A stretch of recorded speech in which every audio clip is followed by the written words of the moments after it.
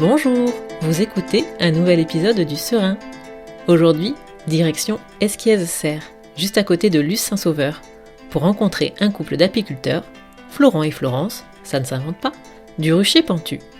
Leur truc ?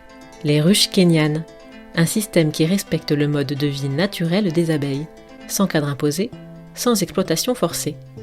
Ils ne prennent que le miel en trop, celui que la colonie peut offrir sans mettre sa survie en jeu. Une apiculture qui nous oblige à repenser tout ce qu'on croyait savoir sur le métier.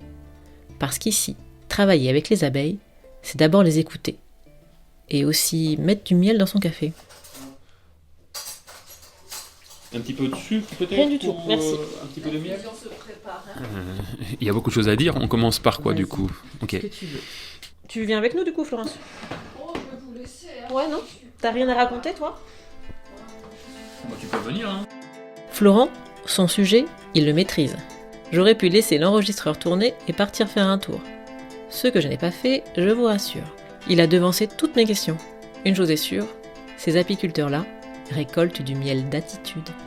Je m'appelle Florent Huard, je suis apiculteur depuis 2011, on va dire. J'ai commencé l'apiculture à ce moment-là. Il m'a paru intéressant d'essayer de comprendre en fait notre histoire de l'apiculture.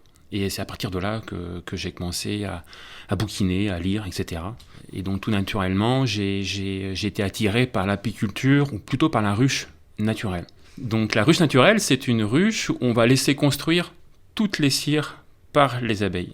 Contrairement à la ruche à cadre, et dans ce cadre-là, en fait, on met une feuille de cire gaufrée, et les abeilles n'ont plus besoin que d'étirer la cire pour faire leur nid à couvain, pour faire leur réserve, etc. Donc on est dans un cadre, on va dire, préétabli, où la réflexion a été déjà tournée depuis environ 100, voire 150 ans, à l'aspect productif. Donc la ruche naturelle, on peut parler d'une ruche non productive, puisqu'on va laisser faire les choses comme dans la nature. Ensuite, dans les lectures, on les trouve un petit peu difficilement, ce diamètre de couvain originel. Donc ça a été aussi l'objet de mes recherches. Comment on peut mettre une colonie dans une boîte et que cette boîte ressemble à ce qu'on peut observer dans la nature, quoi. Qu'elles y restent surtout. Voilà. On peut mettre une colonie dans n'importe quel lieu, mais pour faire en sorte que l'apiculture ne soit pas trop intrusive, que l'apiculture reste quelque chose de doux, on n'a pas 36 manières. Par exemple, la ruche tronc, c'est une ruche naturelle. On va laisser construire les cires par les abeilles, mais la visite, elle devient un petit peu compliquée puisque toutes les cires sont collées sur les parois. Donc c'est destructeur à partir du moment où tu veux collecter. Voilà, il y a un côté où on va casser, on va détruire. Donc quand on casse, quand on détruit, c'est comme nous tous, quand on toque pas à la porte ou quand on fait mal les choses, les abeilles, elles savent se défendre, donc on se fait piquer et l'ambiance après, elle devient compliquée puisque l'énergie qui tourne autour de la ruche après est une énergie de protection, de combat, de lutte, et le métier après devient un petit peu plus compliqué, voilà, un peu moins sympa. Comment garder aussi un lien avec les abeilles? Comment faire que notre pratique, notre plaisir reste? Comment ouvrir une ruche sans, en quelque sorte, se faire défoncer? Parce que c'est ce qui peut se passer, hein. Donc j'ai essayé plusieurs ruches, et quand j'ai essayé la ruche kényane, il s'est passé un truc.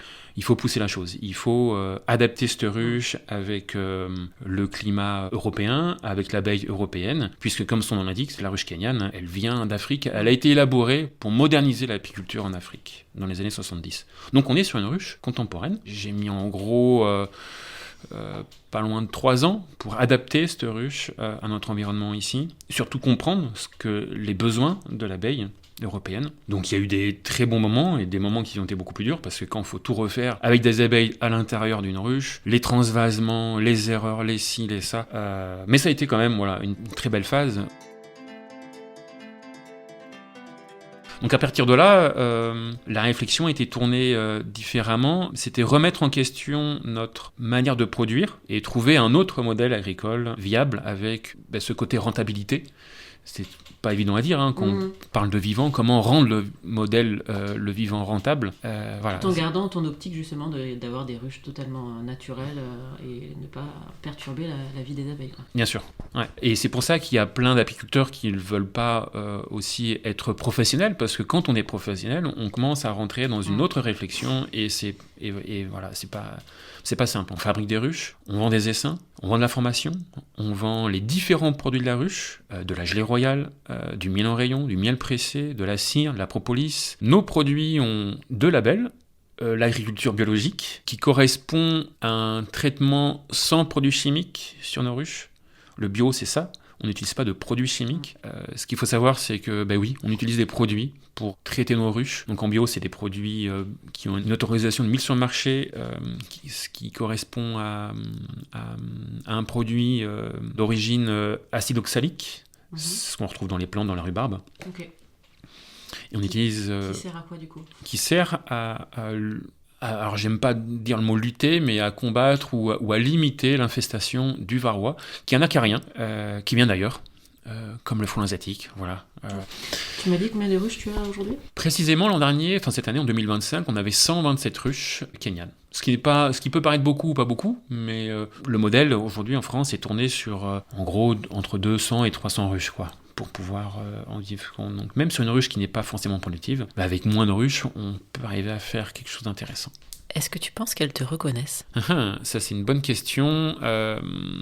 Elles sentent probablement mon odeur, elles sentent mon énergie, elles sentent les habitudes, une manière de faire, une sérénité. Et toujours est-il, ce que l'on sait, c'est qu'elles ont une mémoire de 3 jours. D'une journée à une autre, si on va les voir assez régulièrement, même si une voiture de ruche peut les déranger, nous, après, on sait décrypter un moment plus opportun qu'un autre pour aller les voir. L'apiculteur, lui, il a un gros travail au printemps, dans la phase de reproduction. C'est la phase, on va dire, primordiale. Il faut la gérer. Parce que si on la gère mal, il peut y avoir ce qu'on appelle l'essaimage. Et l'essaimage, ce sont toutes les butineuses ainsi que l'ancienne reine qui va se reproduire, qui va sortir de la ruche. C'est la procréation. L'essaimage, c'est la procréation, c'est la création d'un nouvel individu. Et quand on laisse faire les choses, c'est un moment qui est magnifique. L'essaimage, c'est quand on voit cette chose qui se passe, c'est vraiment très très beau. Et donc, ce qui est un peu moins beau pour l'apiculteur productif, qui veut faire du miel ou qui veut produire un petit peu, il y a un aspect productif qui s'envole, quoi. Voilà. Donc il y a des méthodes de gestion plus ou moins douces, productives, etc., qui permettent de garder ces abeilles dans la ruche, afin de garder un aspect productif de la colonie. Voilà. Tous les ans, même si on essaie d'être dans le contrôle, il ne faut pas être purement dans le contrôle, ça fait partie de la nature de l'essaimage. Il ne faut pas lutter contre l'essaimage, surtout pas. Il faut accepter ce genre de choses et en même temps essayer de préparer ces colonies à l'apogée, à la belle saison, qui est le mois de juin. C'est là où tout explose, c'est là où les ronces, le tilleul, le châtaignier, le rhodo, voilà. Et à partir de cette date-là, les colonies, elles n'essaiment quasiment plus. Elles rentrent dans un processus de maturation du miel. Comme là, vous pouvez le voir, vous voyez, le miel, il est operculé en surface. Donc ça veut dire que le nectar, à la base, qui est chargé en humidité, les abeilles vont le transformer en miel petit à petit, et rendu à 18% de miel, elles vont l'operculer, elles vont le mettre en conserve, facilement assimilable pour les abeilles l'hiver, puisque le miel est leur carburant pour l'hiver, c'est leur énergie. Ce mot-là, essaimage, ça a vraiment une dimension symbolique par rapport à ton travail ? Ça devrait prendre une dimension symbolique pour tous. Je pense qu'aujourd'hui, il est important de partager son expérience, de ne pas courir après l'argent. Nous, on essaie de travailler pour subvenir à un besoin, on va dire, minimal. Et le surplus, en fait, on le donne, on le partage. Ça nous paraît essentiel de ne pas être dans une philosophie d'accumulation, mais de travailler pour les abeilles, pour nous, et ensuite pour les autres aussi, quoi. Quels sont les défis aujourd'hui auxquels vous êtes confrontés tous les deux en tant qu'apiculteurs et apicultrices dans la pratique agricole ? Tu parlais justement du varroa. Le frelon ici à Luce, vous en avez un peu ou pas du tout ? Oui, il y a beaucoup de frelons. Cette année, il y en a eu particulièrement beaucoup. C'est un sujet intéressant à observer, notamment dans les comportements humains. Malheureusement, on observe une frustration, une colère des humains, puisqu'ils n'arrivent pas à contrôler cet insecte. Dans toute contrainte, on peut observer des solutions. Ça doit nous emmener à une sorte de réflexion sur nous-mêmes, sur notre société. Et à partir de là, on se rend compte qu'il y a des petits impacts positifs du frelon.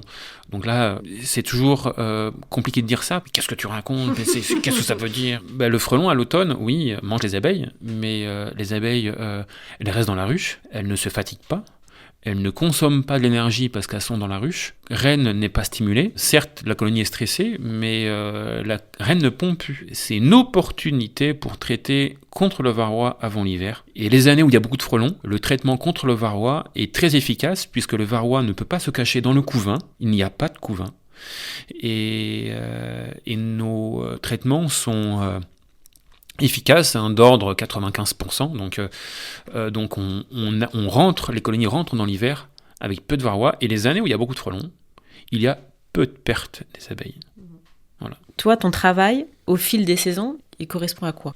La phase hivernale, elle est un petit peu calme pour l'apiculteur. Elles vont rentrer en hivernage. Nous, on passe rarement les voir, si ce n'est après un coup de vent, ou voir s'il n'y a pas une branche, voir s'il n'y a pas une ruche qui a pu tomber, ou plutôt faire déjà un premier bilan sur les mortalités. Donc quand il fait beau, on peut aller voir dans un rucher, et si les abeilles volent, c'est plutôt bon signe. Si elles ne volent pas, c'est moins bon signe. On peut regarder la planche d'envol, voir ce qu'il se passe. À partir du mois de janvier, on recommence un nouveau cycle. Les premiers pollens aussi vont commencer à sortir.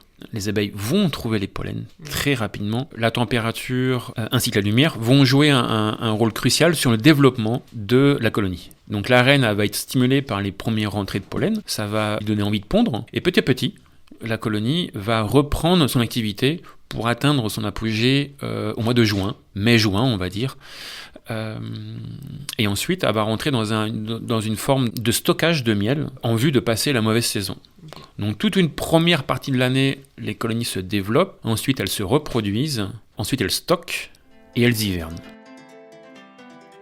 C'est difficile de rester ancré dans vos valeurs avec tout ce qui se passe autour ? Ou c'est bon, vous êtes droit dans vos bottes quoi qu'il arrive ? Ça, c'est une belle question parce que là, on parle de l'apiculture, mais je pense que cette question, en fait, elle s'adresse à tout le monde aujourd'hui dans cette société. Donc, quelle que soit notre profession, aujourd'hui, nous, on travaille avec le vivant. Je pense qu'il ne faut pas changer ses valeurs. C'est parce qu'autrement, on rentre sur de la peur, de l'anticipation de ce qui va se passer. Et on va être dans la contrainte, toujours dans une lutte pour essayer de se dire qu'est-ce qui va se passer, comment je vais faire. En fait, il faut observer, et dans tous les cas, la nature sera plus puissante que nous. Donc, vivre avec la nature, faire, s'il y a moins, il y a moins, elle nous donne autre chose.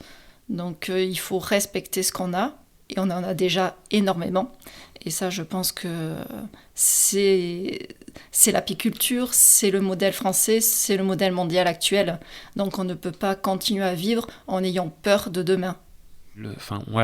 On a des leçons à prendre des abeilles et il faut les respecter, il faut les écouter et accepter surtout de pouvoir aussi perdre des colonies, les laisser essaimer et si ça marche et si notre monde ne nous permet plus de récolter du miel, on fera autre chose. Donc, consommer consciemment, vraiment, c'est avec conscience. Oui, c'est ça, c'est conscientiser notre alimentation. Derrière un miel qui est produit ou derrière une pratique apicole, il y a, comme je disais, une manière. Nos miels que l'on récolte en ruche kenyane, il se fait avec parcimonie. On récolte rayon par rayon, donc en gros 2 kilos par 2 kilos, et on récolte que le surplus, que ce que les abeilles ont bien voulu nous donner. Et il y a des années où on peut récolter 3, 4 rayons, d'autres plus, d'autres moins. Et surtout, c'est qu'on récolte que le miel qui est mûr, operculé, et on estime le surplus. Tout le miel de printemps, nous, on le laisse dans les ruches, et on récolte que fin juillet, alors que notre modèle, il nous pousse à récolter du miel de pissenlit, du miel de merisier, du miel de printemps. Et en fait, on s'en rend compte, moi je me suis rendu compte que quand on récolte ces miels-là, si derrière on les nourrit pas, elles meurent. On leur prend leur réserve pour la reproduction, pour leur développement. Donc il faut leur laisser le miel pour leur reproduction, et c'est ensuite, une fois qu'elles ont reproduit, qu'elles se sont reproduites, qu'on peut récolter. Et nous, notre première récolte, c'est fin juillet. Où est-ce que vous vous voyez dans 20 ans ? Ça, c'est une bonne question, et en même temps, on se projette sans trop se projeter, parce qu'on ne sait pas déjà l'année prochaine ce qui va se passer. Donc, on est observateur de ce qui se passe, des portes aussi qui peuvent s'ouvrir, puisque je ne savais pas déjà que j'allais en faire mon métier. Je ne sais pas ce que je ferai dans 10 ans, en fait.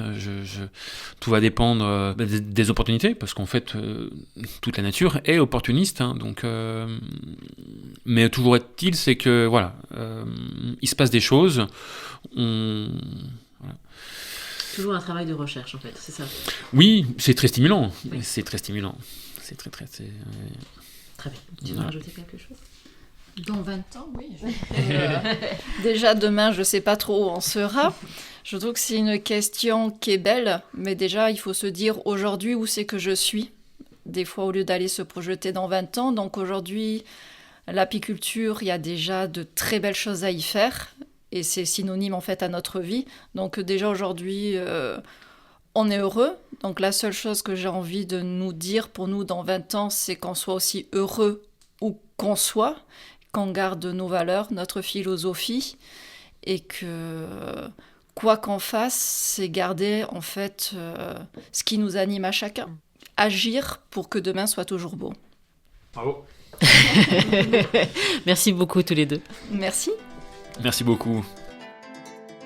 Florent et Florence nous rappellent que l'on peut produire autrement, en posant d'abord cette question, de quoi le vivant a-t-il besoin ? Et pas l'inverse.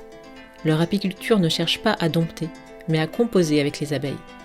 Et finalement, c'est peut-être ça, essaimer, accepter que l'autre, humain ou insecte, ait son propre rythme. Merci d'avoir écouté ce podcast du Serein. Ici, dans nos vallées, des gens font vibrer le territoire. On raconte leurs histoires, vous les faites vivre en les partageant. À très bientôt!